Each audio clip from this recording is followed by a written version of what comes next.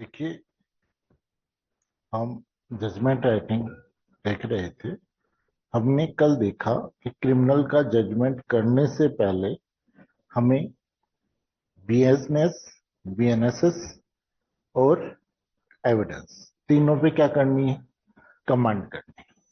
ठीक, कमांड कैसे होगी कि आपको इनको पढ़ना भी है और जहां पर भी आपको प्रैक्टिकल प्रॉब्लम मिले उसको आपको सोल्व भी करना है। सोल्व नहीं हो रही है तो आप उसको मार्क कर लो। हम प्रॉब्लम क्लास रख लेंगे, उसमें हम डिस्कस कर लेंगे। ठीक है। दूसरी चीज, फिर सिविल के जजमेंट में सीआरपीसी या बीएनएस और एविडेंस का क्या रोल है, ये हमने देखा। आज हम सिविल के जजमेंट को डिस्कस कर रहे हैं और सिविल के जजमेंट में हम ये देखेंगे कि भाई उसके क्या पोर्शन होते हैं और किस प्रकार से डिस्कस किया जाता है। तो देखिए, सिविल का जो जजमेंट हम करते हैं, क्रिमिनल में ट्रायल कहां से शुरू होती है? ट्रायल। और सिविल मामलों में ट्रायल कब शुरू होती है?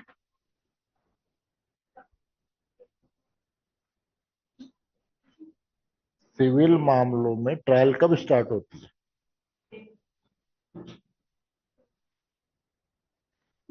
रिटर्न स्टेटमेंट के बाद सर। जिस दिन रिटर्न स्टेटमेंट कोर्ट में आ जाता है उस दिन से ट्रायल शुरू हो जाती है। समझ गए? रिटर्न स्टेटमेंट कोर्ट में पेश हो गया उस दिन से सिविल की ट्रायल शुरू हो जाती है और क्रिमिनल ट्रायल आफ्टर चार्ज शुरू होती है। दोनों का अंतर, ठीक है। अब सबसे पहले जब हम सिविल का काम कर रहे हैं तो पहला जो क्वेश्चन है वो कौन सा है?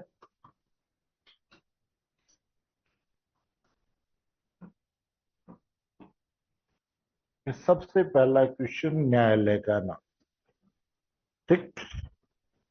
न्यायालय का नाम तीन तरीके से निर्धारित किया जाता है सिविल में। न्यायालय का नाम तीन तरीके से सिविल में डिस्कस किए वो तय किया जाता है। पहला सेक्शन 6, दूसरा सेक्शन 11 और तीसरा सेक्शन 15 टू 20।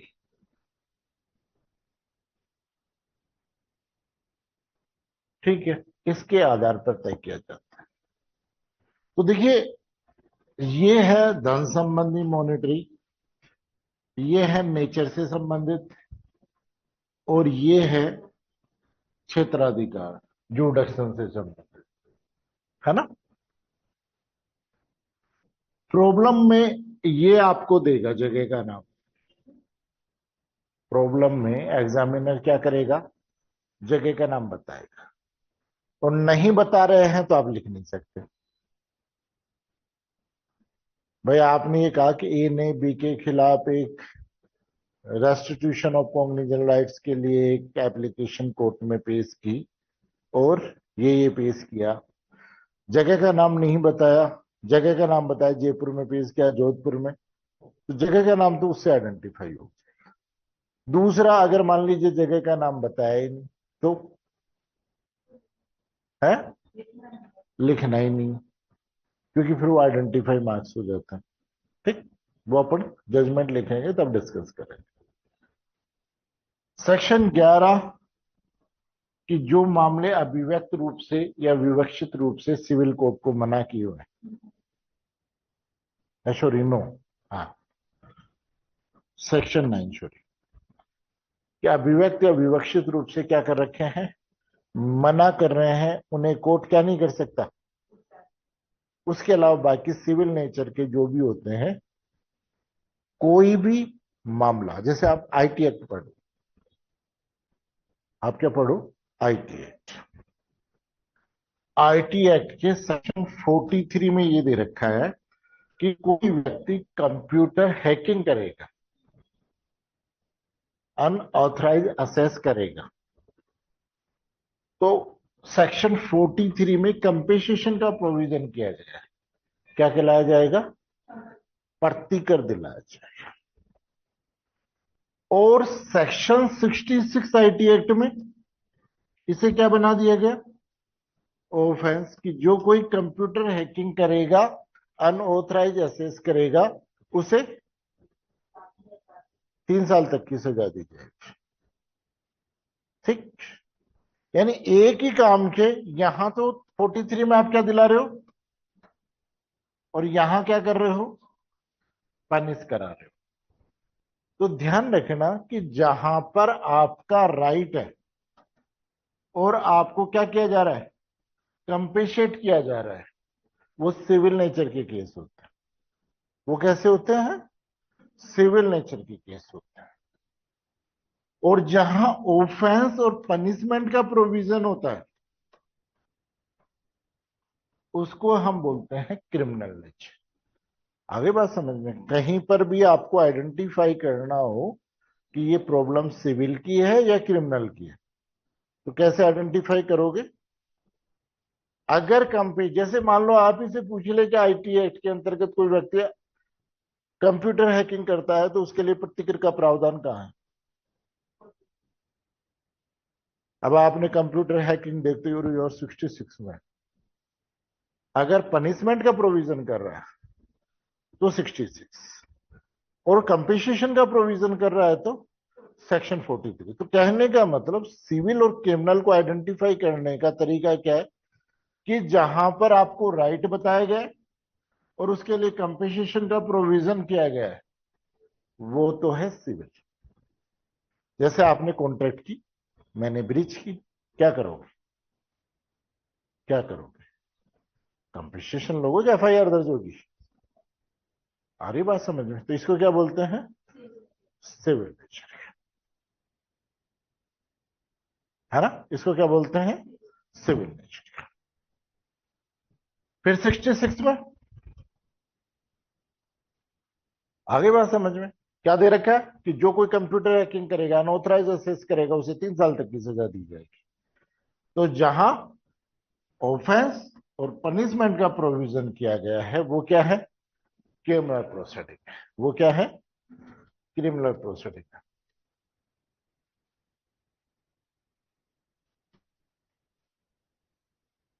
समझ गए। अब यहां पर सेक्शन 9 में, जैसे एक बात बताओ, आपने वो पढ़ा क्या, रेंट एक्ट पढ़ा। रेंट एक्ट के लास्ट में क्या लिख रखा है कि रेंट संबंधी मामलों को सिविल न्यायालय से बार्ड किया गया है, कि सिविल न्यायालय नहीं सुन सकता। आईटी एक्ट में आप पढ़ते हो, इसके लिए अलग से ट्रिब्यूनल बनाया गया है।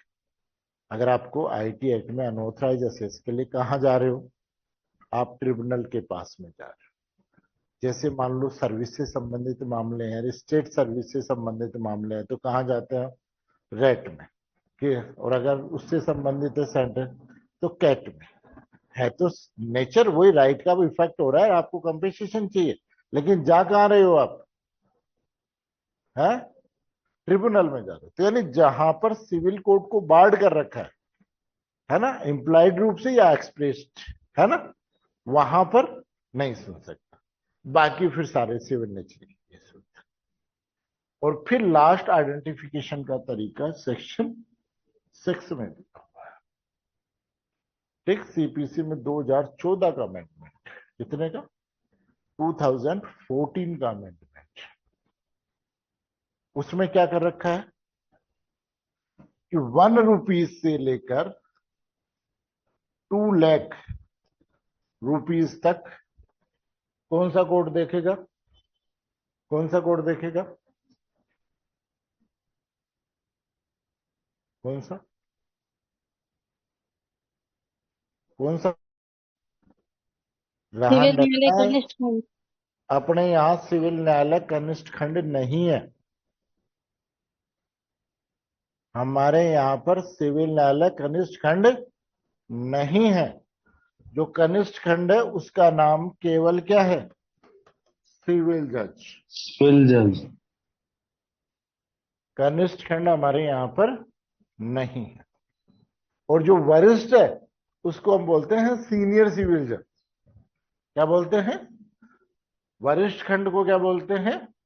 सीनियर सिविल जज। यानी 2 लाख और 1 रुपीज से अधिक के जो भी मामले, और कहां तक, 5 लाख रुपए तक के हैं, वो कौन सुनेगा? सीनियर सिविल जज। ध्यान रखना, हमारे यहाँ राजस्थान में कौन सा सिविल जज सीनियर डिवीजन और जूनियर डिवीजन अब नहीं है।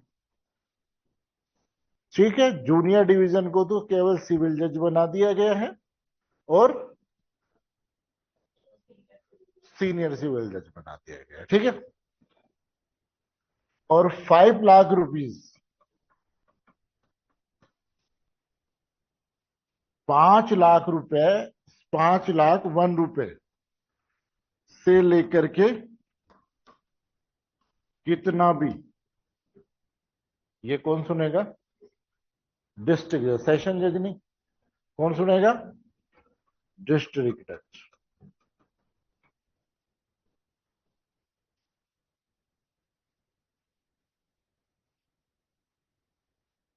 ये कौन सुनेगा? डिस्ट्रिक्ट जज। समझ गए? तो सबसे पहले आपने क्या आइडेंटिफाई किया जजमेंट लिखने के लिए? ये है ना।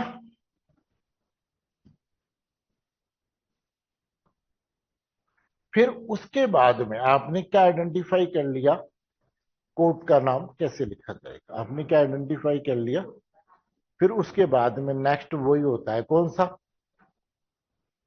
पीओ का नाम, प्रिसाइडिंग ऑफिसर का नाम, पीठासीन अधिकारी का नाम, कि ये जजमेंट किसने दिया है।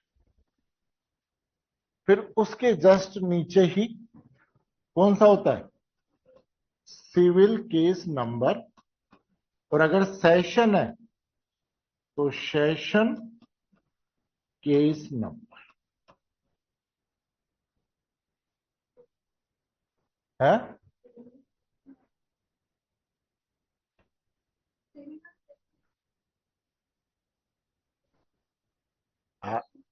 और सॉरी, सॉरी, यहां सिविल केस नंबर ही आएगा, सॉरी, सिविल केस नंबर है ना, दीवानी प्रकरण संख्या। सॉरी, यहां क्या आएगा? दीवानी प्रकरण संख्या। फिर उसके बाद में वही सीआईएस नंबर। फिर उसके बाद में वादी का नाम और प्रतिवादी का नाम। फिर क्या आएगा? वादी का नाम और प्रतिवादी। ध्यान रखना, कंप्लीट, सिर्फ जाति नहीं लिखी जाएगी, जाति नहीं लिखी जाएगी। यानी सबसे पहले हमने लिखा, जैसे मान लीजिए ए, फिर उसके बाद में सन ऑफ, फिर उसके बाद में इज, फिर उसके बाद में रेजिडेंस,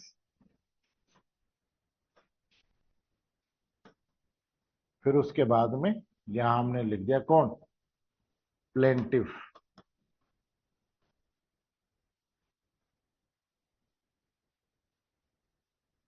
ठीक है, सिंगल है तो, और ज्यादा है तो ज्यादा। फिर वर्सेस, है ना। फिर उसके बाद में प्रतिवाद। अब इसमें हो गया x, son of, is, residence, और क्या लिखोगे? डिपेंडेंट या रेस्पोंडेंट। ठीक है, प्रतिवादी हो गया। ठीक। फिर जो भी केस है उसका title, suit for recovery of money, धन की वसूली से संबंधित बात। Suit for permanent injection, suit for यानी धन की वसूली के लिए बात, शाश्वत व्यादेश के लिए व्यादेश, ठीक है, या स्पेसिफिक परफॉर्मेंस ऑफ कॉन्ट्रैक्ट संविदा के विनिर्दिष्ट पालन का बात है ना। इस प्रकार से हमने क्या दे दिया, टाइटल दे दिया, है ना। जैसे सूट फॉर पेसिफिक पर सॉरी परफॉर्मेंस ऑफ कॉन्ट्रैक्ट, है ना, कि संविदा के विनिर्दिष्ट पालन के लिए वाद। ठीक, फिर उसके बाद में यहां पर आ जाएगी परजेंस,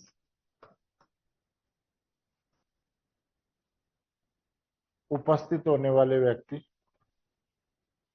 फोर प्लेंटिफ और for respondent, learned, counsellor, advocate, जो भी है उनका नाम, और दूसरी जगह लर्नेट काउंसलर, विद्वान अधिवक्ता श्री और विद्वान अधिवक्ता श्री, दोनों तरफ, है ना। ये आपका क्या हो गया, इसमें जो सबसे महत्वपूर्ण है वो क्या है, जैसे कई बार क्या होता है, जैसे अभी एडीजे का पेपर हुआ, एडीजे के पेपर में उसने जजमेंट करवाया और जजमेंट में उसने ये लिखा कि भाई पावर ऑफ अटॉर्नी जारी, पावर ऑफ अटॉर्नी जारी, है ना। तो जैसे यहां टाइटल लिख दिया हमने, तो फिर हम जैसे पावर ऑफ अटॉर्नी जारी होता है ना, तो वहां हम लिख देते हैं द्वारा किसके, पावर ऑफ अटॉर्नी धारी जो भी है, राम सिंह, श्याम सिंह, जो भी है उसका नाम, है ना। ये टाइटल का पार्ट होता है ना। ये फिर अपन डिस्कस करेंगे तब कि भाई जजमेंट में प्रैक्टिकली। फिर उसके बाद में हम यहां से जजमेंट शुरू करते हैं। तो जजमेंट में सबसे पहला पोर्शन किस चीज का होता है,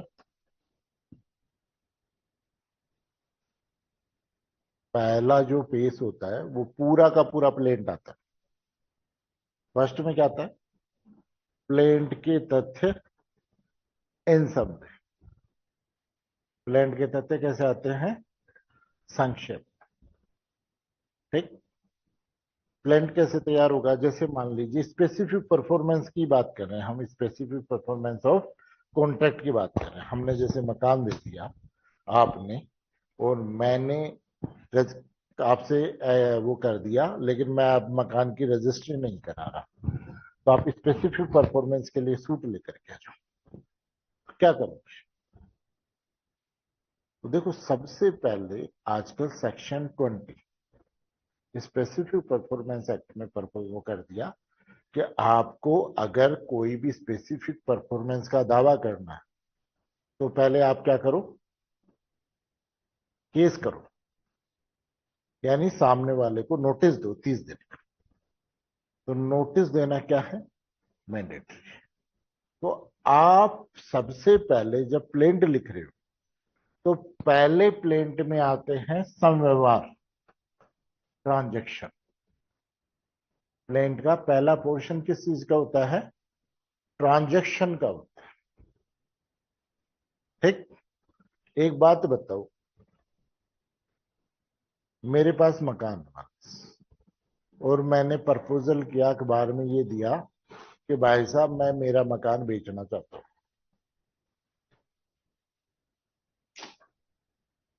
मैं अपना मकान क्या करना चाहता हूं, बेचना चाहता हूं।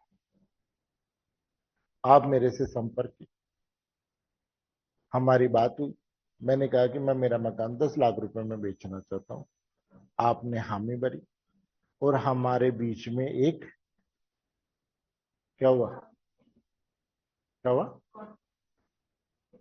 एग्रीमेंट। पहले क्या होता है, एग्रीमेंट, सेल एग्रीमेंट। सेल और सेगुलर एग्रीमेंट में जिस दिन रजिस्ट्री हो जाती है उस दिन तो सेल होता है, और रजिस्ट्री से पहले अपन एडवांस दे करके आते हैं ना, बयाना, हाँ साई, इसको बोलते हैं सेल एग्रीमेंट। तो हमने एक सेल एग्रीमेंट एग्जीक्यूट किया और मैंने एडवांस में आपको 1 लाख रुपए बाय चेक दिए, और एक सेल एग्रीमेंट हमारे द्वारा एग्जीक्यूट किया गया। ये तो क्या हो गया, ट्रांजेक्शन। पहली चीज क्या होती है, इसी प्रकार जैसे मान लो पैसे उधार रखा, आप अगर रिकवरी सूट की बात करें, तो मैंने आपको पैसे दिए, तो सबसे पहले ये बताओगे कि भाई साहब ये मेरा पड़ोसी है, एक दिन आया कि बच्चा नीट का पेपर दे रहा है, पेपर खरीदना है, हमारे को भी बिक रहे हैं पेपर 5 लाख रुपए में, अभी हमारे पास पैसे नहीं, उधार दो, हम भी एक पेपर खरीद करके बच्चे को डॉक्टर बना दे। तो पहले आपको वो ट्रांजेक्शन बताना पड़ता है, भाई उसकी नीड है, जैसे मान लो शादी के लिए है, ये तो इलीगल हो गया इसमें रिकवरी नहीं हो सकती, है ना। लेकिन मान लो बच्चे की स्कूल की फीस देनी है, कॉलेज की फीस देनी है, कोई बीमार हो गया है, किसी की यहाँ शादी है, तो जो भी आवश्यकता बता करके आपसे पैसे उधार ले। तो पहला पॉइंट आपका किस चीज का आता है, ट्रांजेक्शन। जब तक आपने एग्रीमेंट किया और 1 लाख रुपए दिया तब तक कोई डिस्प्यूट नहीं है। तो जब तक डिस्प्यूट नहीं है वो तो क्या है, ट्रांजेक्शन। डिस्प्यूट कब शुरू होता है, जब 2 महीने का आपने टाइम दिया, 2 महीने बाद में भाई साहब से बोले कि भाई साहब तो चलो रजिस्ट्री कराए, वो कि नहीं यार आजकल रुपए ज्यादा हो गए, मगर पड़ोसी 15 दे रहा है, नहीं मैं तो 15 से कम में नहीं बेचूंगा। या फिर वो टाड़म टोल कर दे, वो कि नहीं यार अभी मूड नहीं है, मेरी तबीयत ठीक नहीं है, नहीं भाई साहब मना कर रहे हैं। तो ऐसी कंडीशन में पहले तो आप सूट डायरेक्ट फाइल कर सकते थे, अब ये है कि आप उसे एक नोटिस दोगे जिसमें 1 महीने का पीरियड दो, जिस दिन नोटिस उस पर क्या हो गया, सर्विस हो गई, कि भाई साहब सर्विस हो जाए जिस दिन, उससे 30 दिन में आकर के रजिस्ट्री करवा कर। अब वो 30 दिन में रजिस्ट्री नहीं करा था, तो जिस दिन वो 30वां दिन खत्म होगा उस दिन आपका कोज ऑफ एक्शन अराइज होगा। तो दूसरा पॉइंट किस चीज का आ गया, पहला ट्रांजेक्शन का आ गया, दूसरा कोज ऑफ एक्शन। दूसरा पॉइंट किस चीज का आ जाता है, कोज ऑफ एक्शन, वाद का कारण।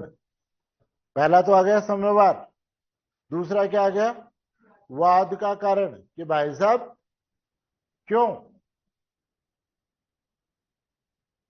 नहीं।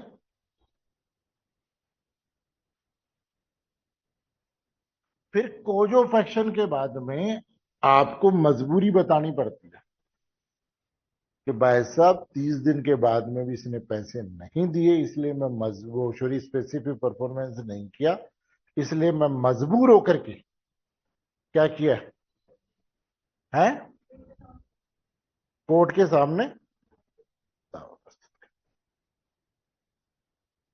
ठीक, उन्होंने कहा ठीक है भाई। अब हमने क्या किया, दावा प्रस्तुत कर दिया, ठीक। फिर उसके बाद में 3 बातें विधि के बातें लिखी जाती है, 3 बातें। पहला तो कि मामला लिमिटेशन में, दूसरा कोर्ट को जुडिक्शन में है, और तीसरा कोर्ट के सूट की वैल्यूएशन ये है, और उस पर फीस के साथ में ये वाद पत्र क्या किया गया है, कोर्ट में पेश किया गया है। और लास्ट में रिलीफ, कि अतः कोर्ट से निवेदन है कि इस मामले को क्या करे, डिक्री पारित करे और स्पेसिफिक परफॉर्मेंस का ऑर्डर करे। तो एक प्लेन के कितने पार्ट हो गए, पहला ट्रांजेक्शन, दूसरा कोज ऑफ एक्शन, फिर 3 पॉइंट किसके हो गए, लो के। 3 पॉइंट किसके हो गए, लो के। पहला तो मामला परिसीमा में, दूसरा, पहला तो आ गया आपका लिमिटेशन का, दूसरा जुडिक्शन का, और तीसरा वैल्यूएशन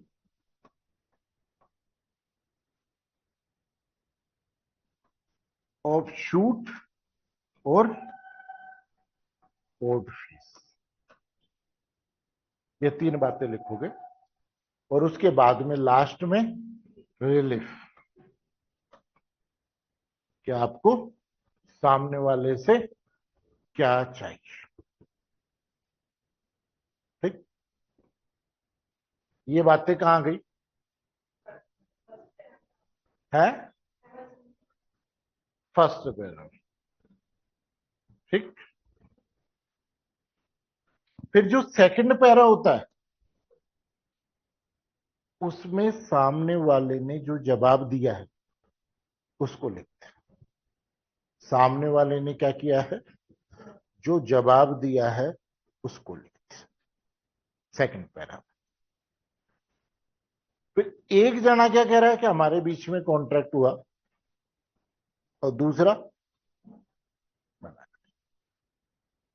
वो क्या लिखेगा कि उसने वाद पत्र के सभी तथ्यों को क्या कर दिया, खंडन करते हुए ये कथन किया कि मेरे और वादी के बीच में कोई भी एग्रीमेंट नहीं हुआ है, ये केवल फोर्ज डॉक्यूमेंट्स के आधार पर क्या कर रहा है, वाद पेश कर रहा है। ठीक, इसीलिए ये किसी भी कंपेंसेशन का हकदार नहीं है, इसलिए इसका वाद खारिज किया जाए। तो एक कह रहा है हुआ है, एक क्या कर रहा है, मना कर रहा है। एक क्या कह रहा है, हुआ है, और दूसरा क्या कर रहा है, मना कर रहा है। समझ गए? तो फैक्ट इन इश्यू क्या होता है? तो एक क्या कर रहा है और दूसरा, तो अब क्या होगा, fact in issue. Fact in, तो यहां पे क्या होता है, इश्यूज ऑफ फैक्ट होता है। सिविल में क्या होता है, यानी एक से अधिक इशू बनता है। क्रिमिनल में तो मैंने कहा था ना, कितने भी अपराध हो कितना इशू बनेगा, एक इशू तो बनेगा ऑफेंस का, एक बनता है सेंटेंस का। यहां पर इश्यूज ऑफ फैक्ट बनता है। ये सबसे बड़ी चीज है। सिविल का जो केस होता है उसमें इश्यूज बनाना सबसे टफ काम होता है। ठीक, इश्यूज बनाना सबसे, एक चीज ध्यान रखना, कुछ भी बनाना, कभी भी रिलीफ का इश्यू नहीं बनाना कि क्या अभियुक्त स्पेस या क्या वादी स्पेसिफिक परफॉर्मेंस का हकदार है। ये कोर्ट का काम, रिलीफ है ये आपकी क्या, कि स्पेसिफिक परफॉर्मेंस का आदेश दे करके, डिक्री करके और रजिस्ट्री करवाई जाए। तो ये क्या है, आपकी रिलीफ है।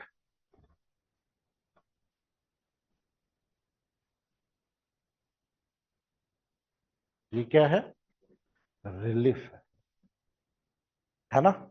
तो रिलीफ में केवल एक इश्यू बनता है, अनुतोष। क्या बनता है, अनुतोष। कि क्या अनुतोष मिलना चाहिए। रिलीफ के लिए स्पेसिफिक क्या नहीं बनाओगे, इश्यू नहीं बनता। इश्यू के लिए बनाने के लिए सबसे बेटर तरीका है वाद पत्र को 2 बार पढ़ो, लिखित कथन को 2 बार पढ़ो, और फिर ये पाओ कि वो क्या तो कह रहा है, ये क्या मना कर रहा है।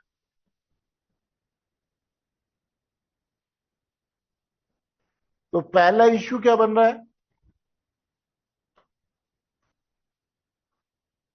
कि क्या वादी और प्रतिवादी के बीच में क्या हुआ है, कॉन्ट्रैक्ट, लिखित अनुबंध हुआ है। पहला, क्योंकि वो क्या कह रहा है, एग्रीमेंट हुआ है। दूसरा क्या कह रहा है, एक हाँ कर रहा है, दूसरा मना कर। फिर उसके बाद में दूसरा वो क्या कह रहा है कि सब फोर्ज डॉक्यूमेंट्स, है ना, कि क्या फोर्ज डॉक्यूमेंट्स के आधार पर दावा किया है, वो कहता है नहीं किया है। तो नेक्स्ट,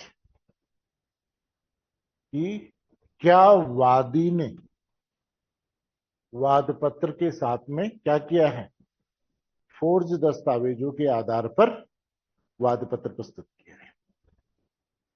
तो पहला कौन साबित करेगा एग्रीमेंट हुआ है कि नहीं हुआ है, और फोर्ज डॉक्यूमेंट्स यूज हुए हैं ये कौन साबित करेगा, प्रतिवादी। तो आपने क्या कर दिया, दो। और तीसरा इशू बनता है, वो किसका बनता है, अनुतोष।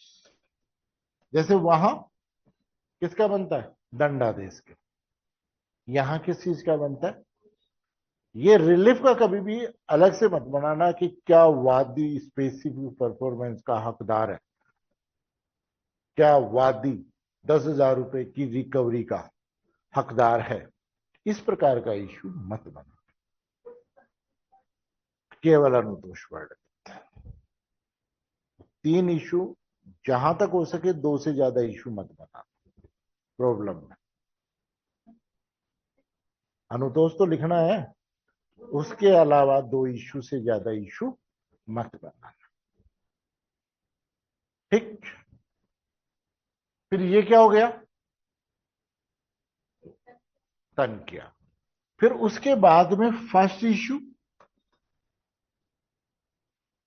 जो है, सॉरी, जो फर्स्ट इशू है, उस फर्स्ट इशू पर एविडेंस होगी, किस पे होगी, फर्स्ट इशू। कि फर्स्ट इशू को साबित करने का भार किस पर है, वादी पर। तो वादी कैसे साबित करेगा, भाई ओरल एविडेंस खुद का, दो गवाह कौन से, जिन्होंने एग्रीमेंट पे साइन किए, ये तो हो गए ओरल एविडेंस। और जो वो है डॉक्यूमेंट्री एविडेंस, एक नोटिस, क्योंकि कोज ऑफ एक्शन कब अराइज होता है, नोटिस के बाद, कि इन डॉक्यूमेंट्री एविडेंसों को पेश किया, ठीक। फिर उसके बाद में इनकी सबकी बात आ गई, प्रतिवादी ने स्वयं को बयान कराया, लेकिन ऐसा कोई एविडेंस पेश नहीं किया जो वादी के साक्ष्य का क्या करता हो, खंडन करता हो। इसलिए इशू संख्या फर्स्ट किसके पक्ष में, फिर सेकंड इशू को साबित करने का भार किसके था, प्रतिवादी पे था। लेकिन प्रतिवादी ने ऐसा कोई डॉक्यूमेंट्स या ऐसा कोई साक्ष्य पेश नहीं किया जिससे साबित हो कि फोर्ज डॉक्यूमेंट्स के आधार पर है। और जो एग्रीमेंट है वो तन की संख्या एक में पहले ही साबित हो चुका है, ये फोर्ज तो है ही नहीं। इसलिए सेक्शन ये दो इशू नंबर दो किसके पक्ष में, वादी के पक्ष में, प्रतिवादी के विरुद्ध डिसाइड किया जाता है। इशू फर्स्ट और सेकंड को डिसाइड करने के बाद में क्या होता है, आदेश। क्या, हाँ, हर इशू पे ये लिखा जाता है कि इशू संख्या एक पर वादी ने स्वयं और दो अन्य व्यक्तियों का, ए और बी का क्या कराया, मौखिक साक्ष्य, यानी उनके बयान लेखबद्ध कराई। दस्तावेजी साक्ष्य में इसने क्या किया, एक तो एग्रीमेंट, नोटिस, इनको एग्जिबिट करवाया, पेश किया, तथा प्रतिवादी ने स्वयं के बयान लिखबद्ध कराए। फिर आता है विवेचन, साक्ष्य का विवेचन, है ना, कि उसको क्या करते हैं, हम एनालिसिस करते हैं एविडेंस को, कि वादी की ने ये कहा, जीरे में ये आई है, इसके सब सपोर्टिंग एविडेंस ये है, इस प्रकार से, है ना। तो उसका होता है साक्ष्य का विवेचन, ठीक। फिर विवेचन के बाद में हम इशू को क्या करते हैं, डिसाइड करते हैं। फिर दोनों इशू डिसाइड हो गए, उसके बाद में हम लिखते हैं कि वादी का वाद क्या किया जाना है, डिक्री किए जाने योग्य।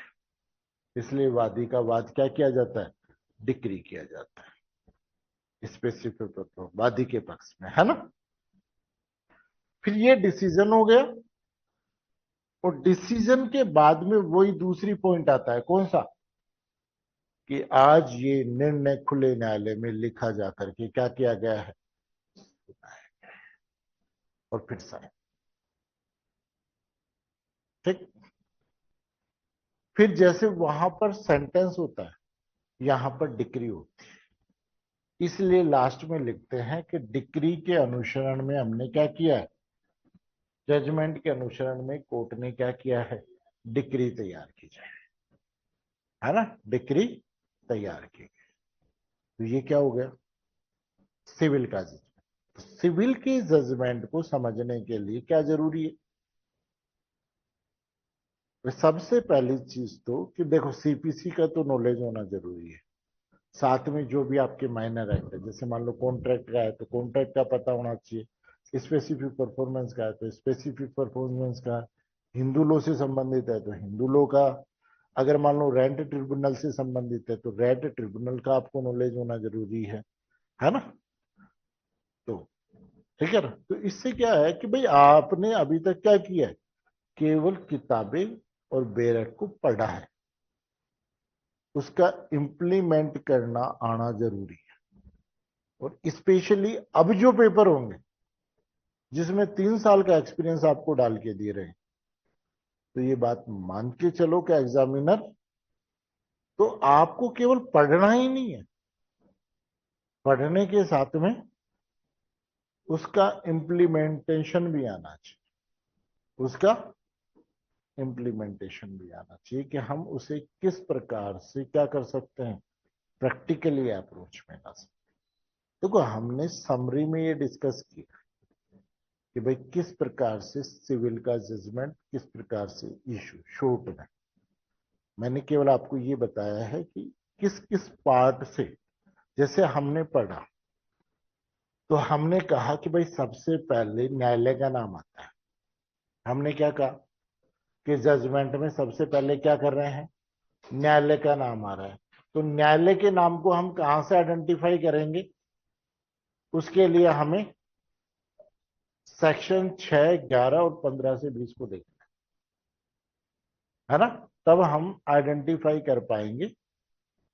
फिर उसके बाद में सेक्शन, बाद में हमने देखा कि ये हमने आइडेंटिफिकेशन के लिए देखा।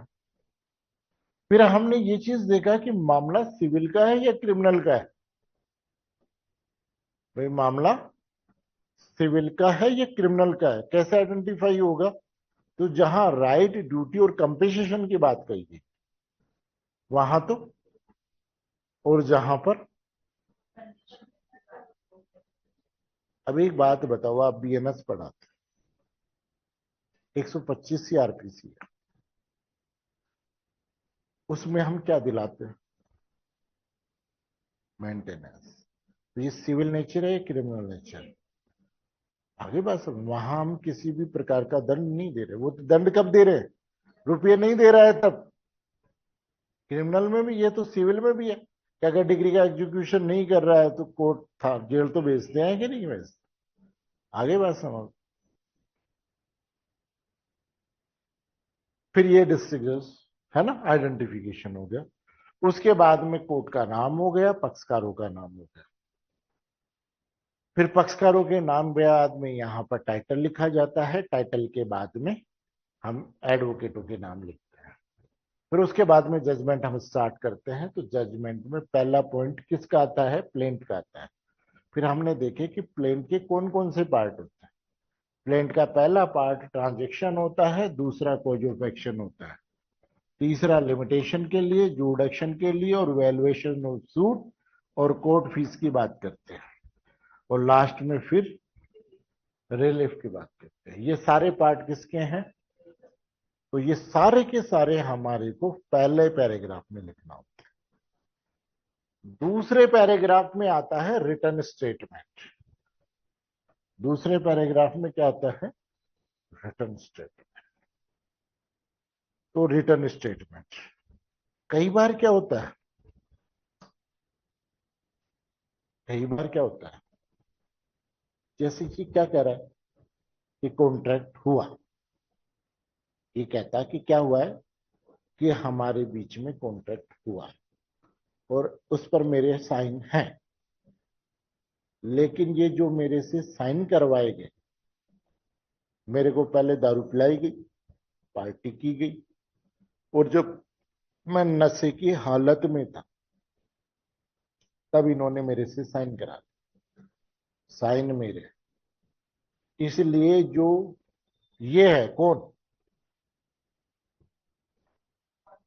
कॉन्ट्रैक्ट है, वो नल एंड वॉइड है ना?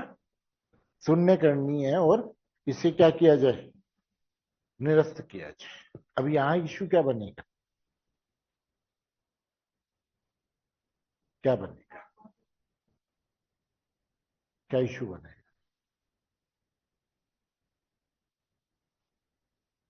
पहला तो वही क्या एग्रीमेंट हुआ है।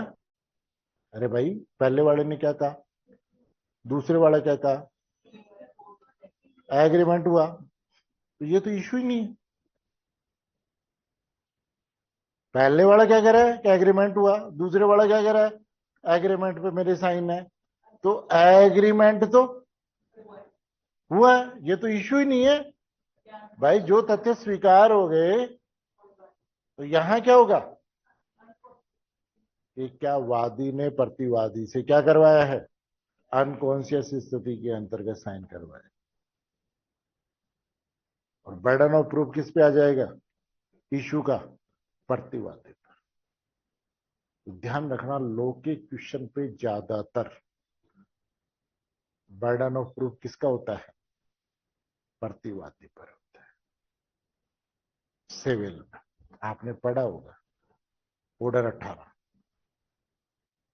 कि मामले की शुरुआत कौन करेगा। ऑर्डर 18 रूल फर्स्ट कौन करता है, कौन करता है? तो उसमें लिखा है कि मामले की शुरुआत वादी करता है। प्रतिवादी कब करता है, दो कंडीशन, लो का कोई क्वेश्चन हो तो प्रतिवादी शुरू करेगा, और दूसरा, जहां प्रतिवादी ने वादी के दावे को तो स्वीकार कर लिया है, लेकिन रिलीफ के संबंध में वो ऑब्जेक्शन कर रहा है, तो शुरुआत कौन करेगा, प्रतिवादी करेगा। समझ गए? तो लो, जैसे कि मैं बात को बताऊं, एक आरजेएस में प्रॉब्लम आई थी, जो फर्स्ट आरजेएस हुआ था, हाई कोर्ट ने लिया था। क्या प्रॉब्लम आई कि भाई जैसे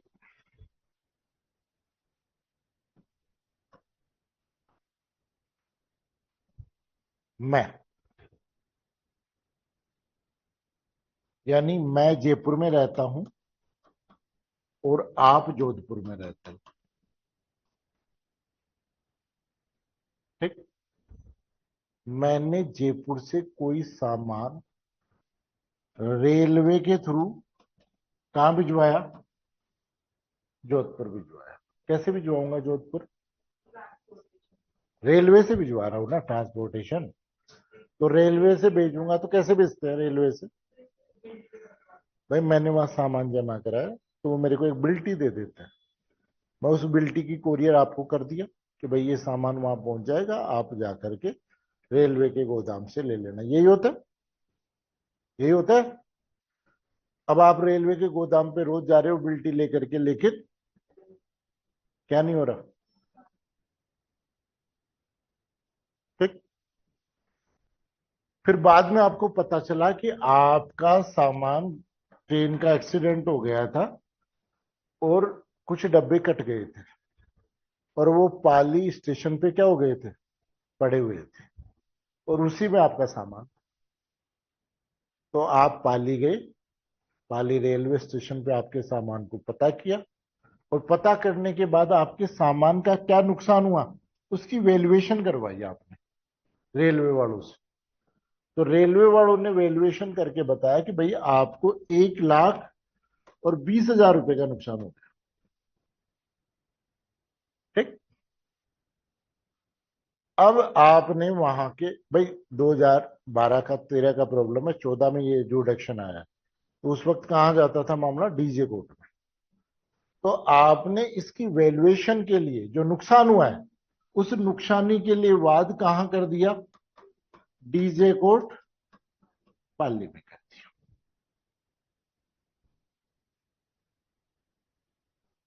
कि भाई मेरे को ये नुकसान। सामने वाला दो बात बोलता है कि भाई साहब मैं कौन,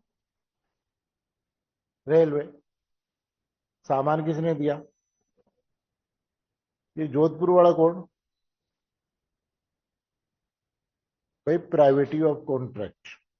संविदा की गुप्तता का सिद्धांत क्या कहता है कि जिस पक्षकार ने, नहीं, संविदा की है वही परफॉर्मेंस करवा सकते हो। तो वो कहा भाई साहब ये जोधपुर वाला कौन, मैंने तो इससे कॉन्ट्रैक्ट किया, तो इसको हकदार नहीं, पहला इशू। दूसरी बात इसने कही कि भाई रेलवे प्राधिकरण में हमने दावा प्राधिकरण बना रखा नुकसानी के लिए, और सिविल कोर्ट को जुडिक्शन ही नहीं है। तो ये भाई साहब यहाँ क्या कर रहे हैं, निकालो इनको धक्के देके। ठीक। अब देखो यहां दो क्वेश्चन अराइज। पहला क्वेश्चन तो कि वो पक्षकार बन सकता है कि नहीं बन सकता।